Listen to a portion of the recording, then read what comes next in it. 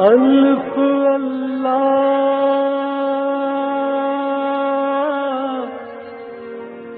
چمبے دی بوٹی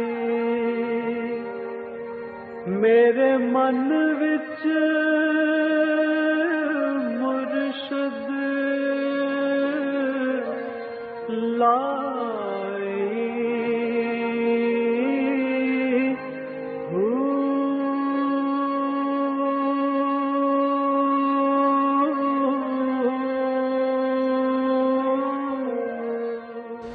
بسم اللہ الرحمن الرحیم۔ السلام علیکم۔ پروگرام المرشد کے ساتھ منور عتیق حاضر خدمت ہے۔ ناظرین محترم، اس وقت ہم موجود ہیں اسلامک کنونشن سینٹر اسلام آباد میں، جہاں پر حضرت امیر محمد اکرم اوان صاحب اپنا خصوصی خطاب فرمائیں گے۔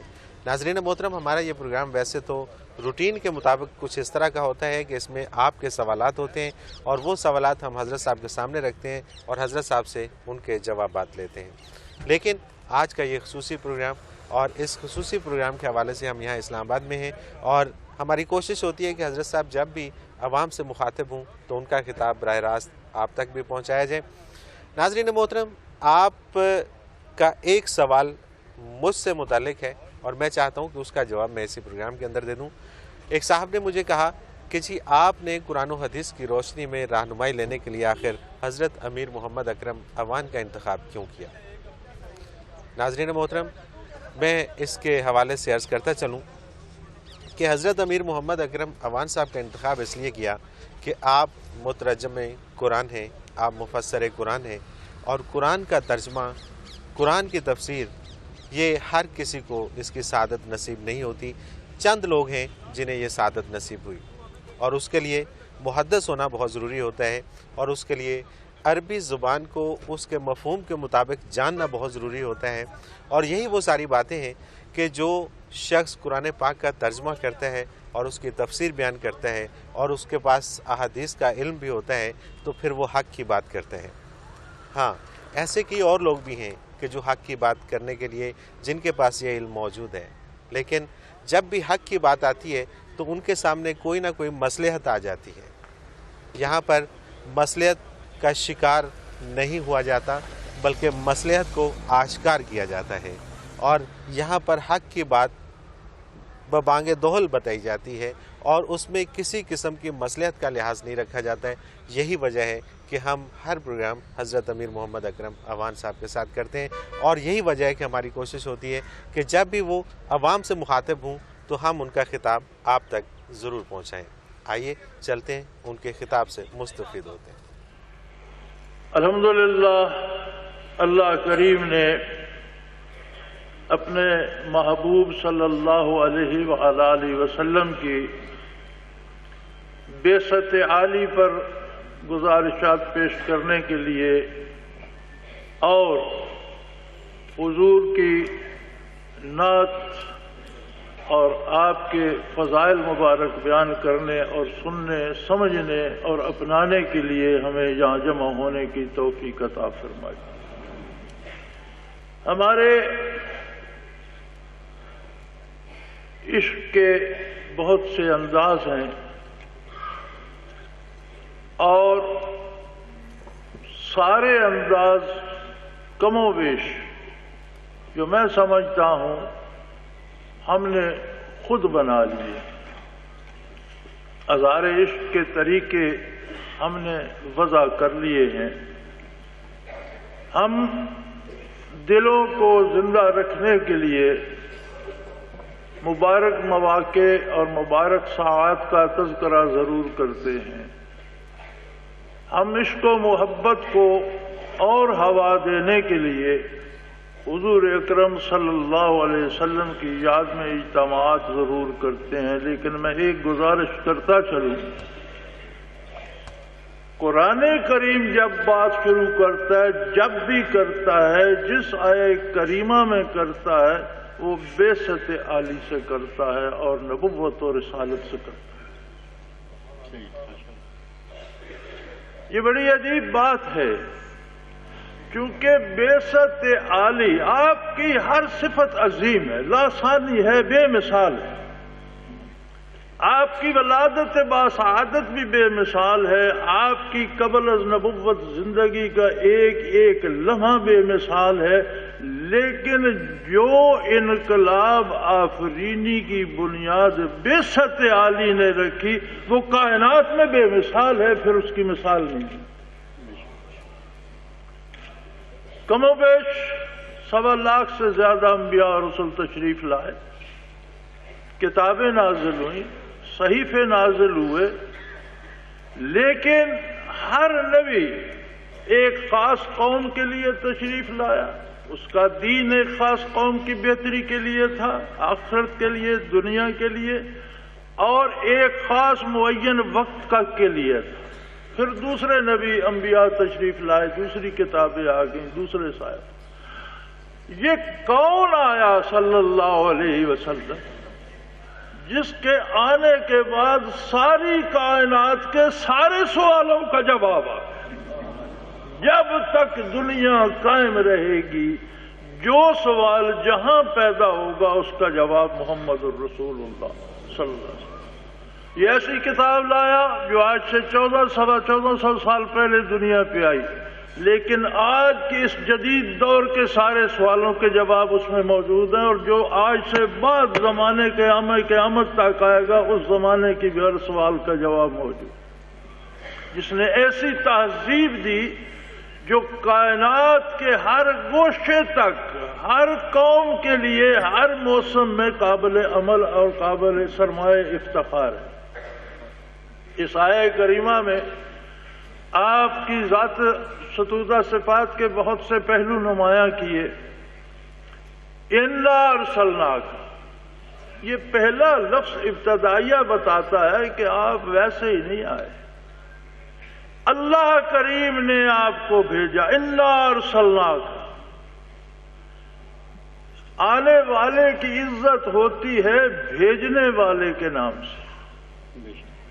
ایک پیغام کوئی ساتھی بھیج دیتا ہے، پیغام لانے والا معزز ہے، لیکن ایک پیغام کوئی اللہ کا نیک بندہ بھیج دیتا ہے، وہ اور نظر سے لانے والے کو دیکھا جاتا ہے۔ ایک پیغام ریاست کا حکمران کوئی آدمی بھیج دیتا ہے، اس کی نگاہ، اس کی خدمت خاطر مدارت اور ہوگی، اور ایک ہستی کو کائنات کا خالق بھیج دیتا ہے، مالک بھیج دیتا ہے، رازق بھیج دیتا ہے، اس کی حیثیت کیا ہوگی کائنات؟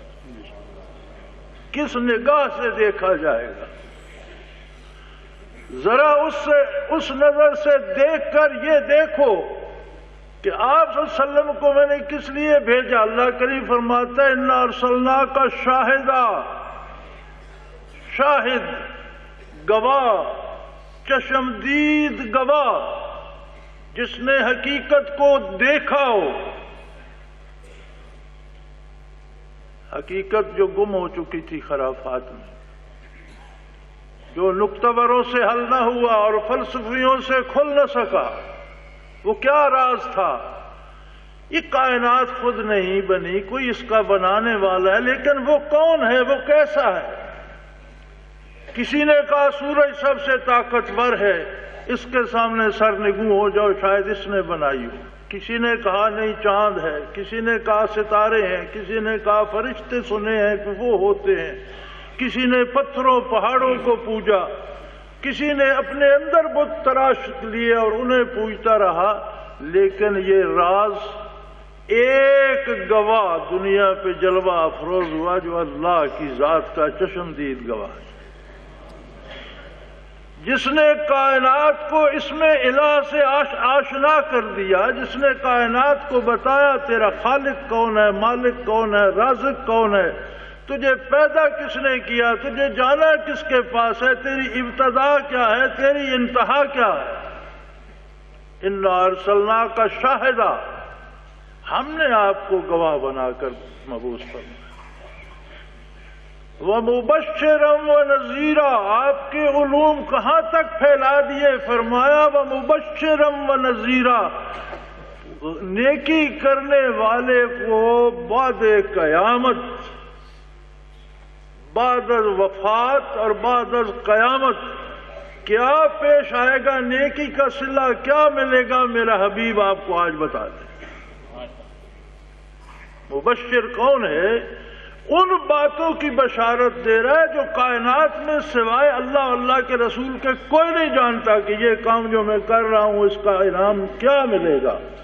فرمایا آپ بشارت دینے والے ہیں، وَنَذِيرًا، جو غلط کر رہا ہے، جو دھوکہ کھا رہا ہے، اسے بھی آپ بتا دیجئے کہ یہ جو تم کر رہے ہو اس عقیدے اور اس عمل کا انجام یہ ہو۔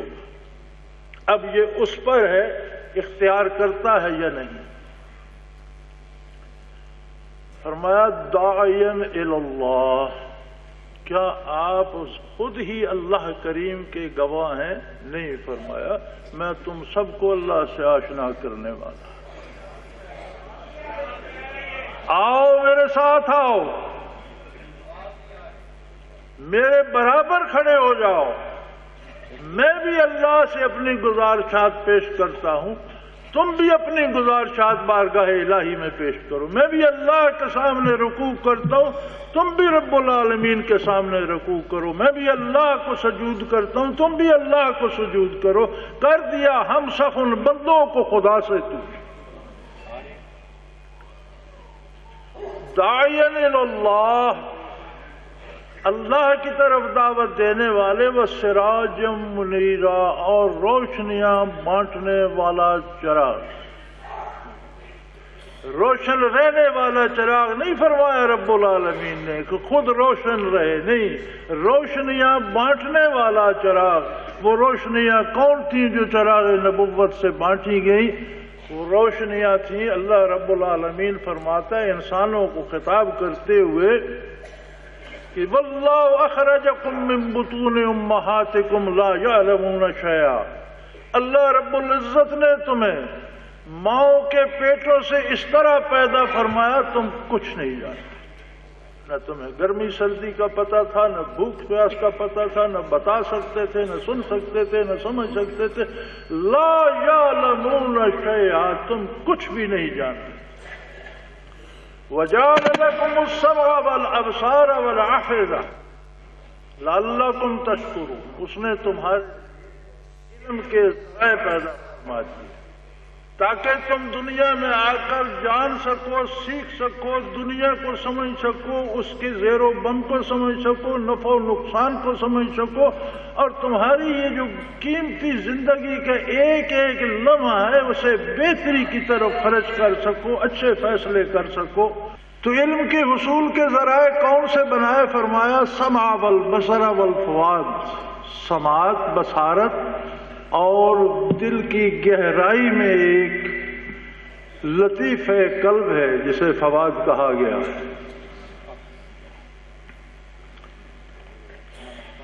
سمع و بصارت کیا دیتے ہیں؟ سمع و بصارت وہ علوم دیتے ہیں جن سے ہم دنیا کی ضرورتوں کو سمجھتے ہیں، متعین کرتے ہیں، اور ان کے پورا کرنے کے ذرائع سمجھتے ہیں، اور پھر ایک طریقے عمل اپناتے ہیں اور اس کے ذریعے ان کو مکمل، ان کی تکمیل کرتے ہیں، ان کو پورا کرتے ہیں۔ لیکن ہم ایسی مخلوق نہیں ہے جو پیدا ہو اور فنا ہو جائے گی، جو محض دنیا میں رہے گی، کھائے پیے گی، اولاد پیدا کرے گی، مر جائے گی، قصہ ختم ہو جائے گا۔ نہیں، انسان اللہ کی بہترین مخلوق ہے، اور یہ عجیب جوڑ ہے کہ اس کا وجود مادی ہے، اور کل روح من امر ربی، اس کی روح امر ربی سے متعلق ہے۔ امر ربی وہ عالم ہے، عالم امر وہ عالم ہے جو عالم خلق سے بالا تر ہے۔ عالم خلق سارا فانی ہے، لیکن امر اللہ کریم کی صفت ہے، اور عالم امر باقی رہنا والا ہے، وہ اللہ کی صفت کا پرتو ہے، اللہ کے جلال کا پرتو ہے، وہ فانی نہیں ہے، خلق فانی ہے۔ وہ مخلوق کی صفت ہے، جس طرح خالق کی صفت ہے، جس طرح خالق لا فانی ہے، اس کی ساری صفات بھی لا فانی۔ انسانی روح عالم امر سے ہے، اور ایسا جوڑ لگایا اس لطیف ترین چیز کو، اس ٹھوس مادے سے اللہ نے، کہ ان کا ساتھ ہمیشہ رہے گا. اگر روح کو فنا نہیں ہے تو پھر وجود انسانی کو بھی فنا نہیں ہوگی. عارضی طور پر قبر میں جائے گا، برزخ میں رہے گا، حشر کو پھر تر و تازہ اٹھے گا اور پھر ہمیشہ رہے گا. اسے جہاں بھی رہنا پڑے، اللہ اسے جنت دے دے، اس کی مہربانی. اپنے گناہوں میں گرفتار ہو جائے تو اللہ کی مرضی، لیکن رہے گا ہمیشہ جہاں بھی رہے.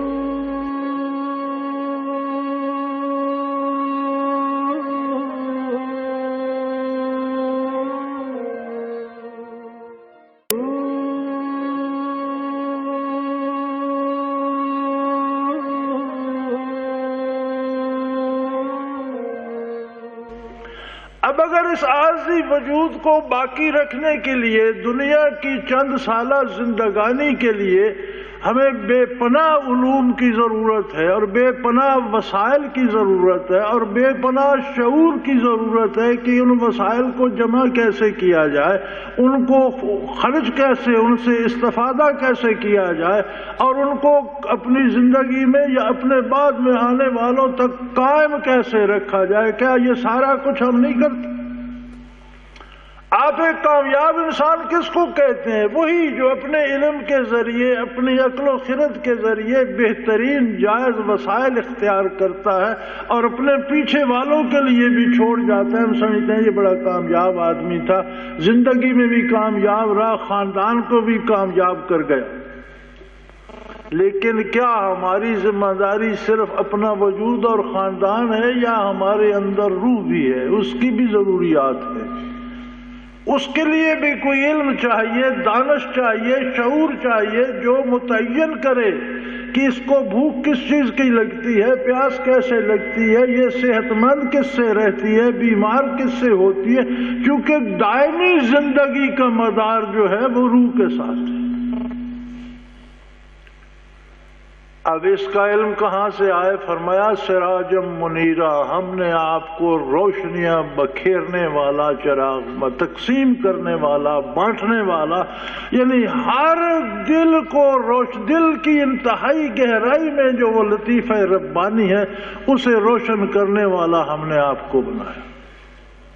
آپ صلی اللہ علیہ وسلم سے وہ روشنیاں کیسے بٹی اور کس انداز سے بٹی؟ کیا بابرکت وجود مسعود عالی تھا کہ بعثت عالی کے بعد جو شخص، مرد عورت، بچہ بوڑھا، عالم جاہل، امیر مفلس، بادشاہ فقیر، ایمان کی جس کی نظر حضور پر پڑ گئی یا حضور اکرم صلی اللہ علیہ وسلم کی نظر اس پر پڑ گئی وہ صحابی ہو گئے. صحابیت کیا ہے؟ اصطلاحاً تو صحبت کا مفہوم یہ ہے کہ آپ کی محفل میں جسے حاضری نصیب ہو گئی صحابی ہو گیا، صحبت یافتہ. لیکن صحابیت ایک شرعی منصب ہے. آج کے اس گئے گزرے دور میں بھی ہم اتنا تو سمجھتے ہیں کہ کوئی ولی اللہ ہے تو وہ اللہ کا دوست ہے، اللہ کے قریب ہے، اللہ کا اس پر بہت کرم ہے، اسے اللہ کے قرب کے منازل حاصل ہیں، ہم اسے ولی اللہ سمجھتے ہیں.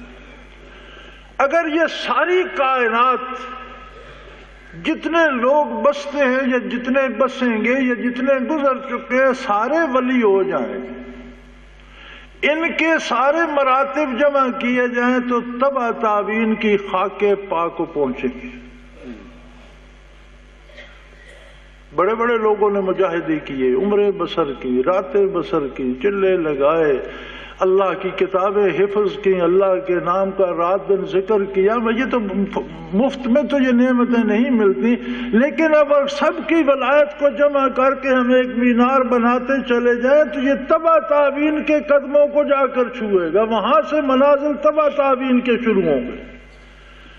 جہاں ان کے منازل ختم ہوں گے وہاں سے تابعین کے شروع ہوں گے، جہاں تابعین کے ختم ہوں گے وہاں جا کر صحابہ کے منازل کی ابتدا ہوگی. اب کون کہاں تک پہنچا وہ ہم نہیں جانتے. صحابی بننے کے لیے کتنی محنت کی ضرورت تھی. وہ کسی نے کہا تھا منسی پارے دل می فروشم، میں دل کے ٹکڑے بیچ رہا ہوں، دل کے ٹکڑے بیچنا چاہتا ہوں، کوئی لینا، کوئی گاہک، کوئی خریدار، بے گفتہ قیمتش۔ کسی نے پوچھا نعرے لگا رہے ہو، بیچ رہے ہو، قیمت بھی تو بتاؤ کیا لوگے؟ بے گفتہ قیمتش گفتم نگاہ۔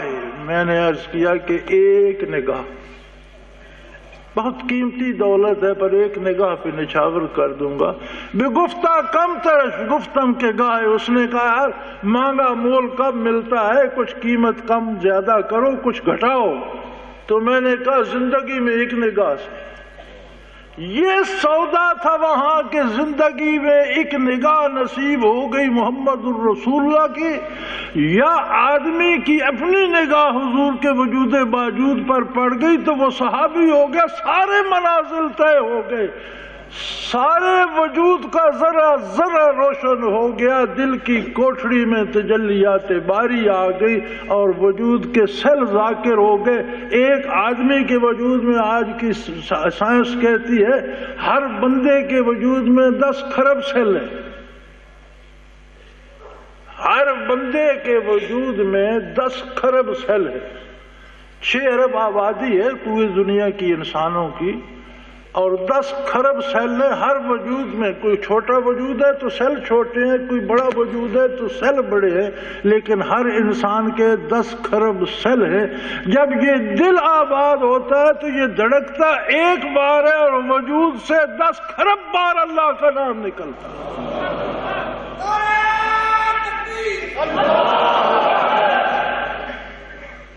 ہے۔ اس بدن کو جسے جہاں سے کھولو خون نکلتا ہے، وجود ناپاک، کپڑے ناپاک کر دیتا ہے، وضو فاسد کر دیتا ہے۔ اس وجود کو جس میں پتہ نہیں کیا کیا غلاظتیں لپٹی پڑی ہیں، لیکن رخ مصطفیٰ نے اسے وہ تاب دی کہ جب اس کا ہر سیل ذاکر ہوتا ہے تو سانس ایک دفعہ آتی ہے اور ذکر الہی 10 کھرب بار ایک وجود سے ہوتا ہے۔ سراجم منیرہ، یہ کس کی روشنیاں ہیں؟ اسی سراج منیر کی، محمد الرسول اللہ صلی اللہ علیہ وسلم کی۔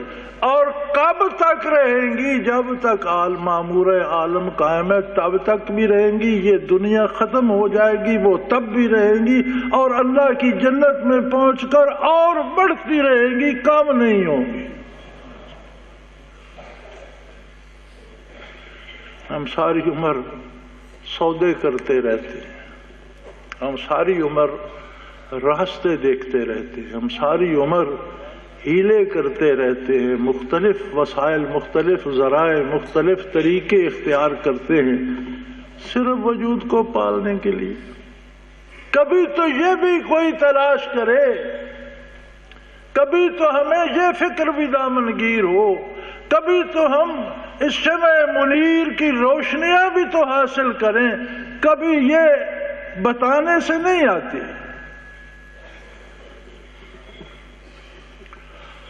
بتانے سے ان چیزوں کی سمجھ نہیں آتی، چونکہ یہ کیفیات ہیں، یہ جب وارد ہوتی ہیں تو ان کی لذت کا پتہ چلتا ہے۔ لذت میں نشناسی بخدا تا نہ چشی، اس کی لذت تب تک سمجھ نہیں آتی جب تک خود پی نہ جائے، جب تک یہ تعلق محمد الرسول اللہ سے قائم نہ ہو جائے، جب یہ دل کا رشتہ آپ صلی اللہ علیہ وسلم سے قائم نہ ہو جائے، جب یہ خود روشن نہ ہو جائے۔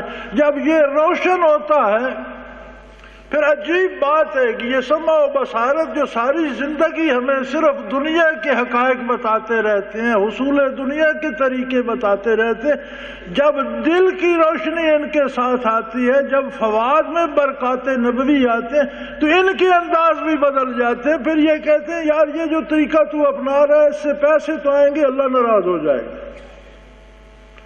یہی سمع و بصارت کہتے ہیں کہ اس طرف نظر نہ اٹھا، یہ جائز نہیں ہے۔ دماغ کو کہتے ہیں یہ نہ سوچ، یہ حلال نہیں ہے۔ ہاتھ پاؤں کو کہتے ہیں یہ کام نہ کر، یہ جائز نہیں ہے، اس میں اللہ کریم ناراض ہو جائے گا۔ یہ تب ہوتا ہے، یہ پھر اس کے تابع ہو جاتے ہیں، تب ہوتے ہیں جب معرفت الہی سے سینہ منفر ہوتا ہے۔ اور یہ کروڑوں مخلوق، اربوں مخلوق بعثت عالی سے لے کر آج تک جو گزر چکی اور آج سے قیامت تک جو گزرے گی، ان سب کے دلوں کو پوری پوری طرح منور کرنے کی طاقت اور مرکز کہاں ہے؟ محمد الرسول اللہ صلی اللہ علیہ وسلم۔ یہ آپ کی بعثت عالی کی برکات میں سے ایک برکت ہے۔ آپ کون کون سا پہلو تلاش کریں گے، کون کون سی سمتیں دیکھیں گے؟ شیخ سعدی نے کہا تھا نہ حسنش غایت دارد نہ سادی را سخن پایا، نہ حسنش غایت دارد نہ سادی را سخن پایا، بمیرت تشنہ مستسقی و دریا ہم چنا باقی۔ شیخ سعدی نے کہا تھا کہ نہ ان کی حسن کی کوئی انتہا ہے اور نہ میرے پاس اتنے الفاظ ہیں کہ میں اسے سمیٹ سکوں۔ جیسے استسقاء کا مریض لبے دریا بھی پیاسا مر جاتا ہے، حالانکہ دریا ویسے ہی بھرا ہوا بہ رہا ہو، دریا کی حد نہیں ہوتی اس کی پیاس کے مقابلے میں، لیکن وہ ایسا مریض ہے کہ وہ پیاسا مر جاتا ہے۔ تو آپ صلی اللہ علیہ وسلم کی ذات عالی کے کتنے پہلو کوئی دیکھے گا، ایک نشست میں ایک پہلو کا بھی حق ادا نہیں ہو سکتا۔ اللہ کریم نے کس قدر قوت، کتنی روشنی اور کتنی طاقت عطا فرمائی محمد الرسول اللہ صلی اللہ علیہ وسلم کو کہ بعثت عالی سے لے کر قیامت تک جہاں طلب پیدا ہو جائے، شرط یہ رکھی ہے، اللہ کریم نے یہ شرط رکھی ہے، یادی الیہ من ینیب، جس کے دل میں جب یہ جذبہ بیدار ہو جائے گا کہ مجھے اللہ کی محبت چاہیے، مجھے حضور کی طرف جانا ہے، فرمایا میں اس کے رسائی تک کے انتظامات کا ذمہ دار ہوں۔ یادی الیہ، اپنے تک پہنچا دیتا ہے جس کے دل میں خلوص دل سے انابت اور طلب پیدا ہو جائے۔ تو میرے بھائی، بہت کمائی دنیا ہم نے، بہت تماشے دیکھے، بہت تماشے کیے، یہ طلب بھی پیدا کر کے یہ تجربہ بھی کر لو کہ ایک فقیر نے یہ کہا تھا، ذرا میں بھی اس تلاش میں نکلتا ہوں، دیکھیں اللہ آپ کو پہنچاتا ہے کہ نہیں، دیکھیں برکات نبوت کا کمال کیا ہے، اور دیکھیں کہ بعثت عالی سے انسانیت کو کیا ملا، انسانوں کو انسان بنا گئے۔ ایسے بھی تو بہت لوگ ہیں جنہوں نے عہد عالی میں بھی انکار کر دیا تھا اور کفر پر مرے، اور قیامت تک کرتے چلے جائیں گے۔ آج بھی دنیا میں بے شمار لوگ ہیں جو اس کے منکر ہیں۔ ان کا معیار کیا ہے؟ اللہ کریم فرماتے ہیں جس نے میرے حبیب تک رسائی حاصل نہیں کی، اولئک کالانعام، تو جانور ہیں، چوپائے ہیں، انعام کی طرح ہیں، جانوروں کی طرح ہیں، گیدڑ ہے، ریچھ ہے، شیر ہیں، جانور ہیں، گائے بیل ہیں، اونٹ بھیڑے ہیں، یہ جانور ہیں۔ یا اللہ، ان کی شکلیں بھی انسانی ہیں، رہے بھی انسانوں، فرمایا انہوں نے کام جانوروں کا ہی کیا ہے کہ گھاس سبز تلاش کی، چر کے پیٹ بھر لیا، پتہ نہیں اپنی ہے پرائی ہے، بچے پیدا کیے، انہیں پال لیا، کھایا پیا، بچے پیدا کیے۔ اکبر الہ آبادی مرحوم نے فرمایا تھا کہ کیا کہیں احباب، کیا کارائے نمایاں کر گئے، بی اے کیا، نوکر ہوئے، پینشن ملی اور مر گئے۔ یعنی سادہ سی زندگی انہوں نے گزاری جو ایک چوپایا، ایک جانور بھی گزار لیتا ہے کہ کیا کہیں احباب، کیا کار نمایاں کر گئے، بی اے کیا، نوکر ہوئے، پینشن ملی اور مر گئے۔ تو انسان وہ تخلیق نہیں ہے اللہ کی جو جانور کی طرح زندگی بسر کر کے مر جائے۔ انسان اللہ کی وہ مخلوق ہے جسے ابد الآباد رہنا ہے، اور جس کی زندگی کا ایک ایک نفس تاریخ پر رقم کرتا جائے کہ یہاں سے کوئی انسان گزرا ہے۔ تو اللہ کریم اس ملک کی سیاست کو بھی شر سے پاک کرے۔ اللہ کریم ہم رہنے والے اس ملک کے باسیوں کے دلوں کو روشن کرے، اور اللہ کریم ہمیں در مصطفیٰ صلی اللہ علیہ وسلم سے وابستہ کرے۔ اللہ کریم آپ سب کا حامی و ناصر ہو۔ انشاءاللہ یہ ملک قائم رہے گا، اور انشاءاللہ العزیز اس پر حق، انصاف اور اسلام کی حکومت بھی قائم ہوگی۔ دیکھے گا کون، یہ رب جانتا ہے، لیکن ایسا ہوگا انشاءاللہ۔ وآخر دعوانا ان الحمدللہ رب العالمین۔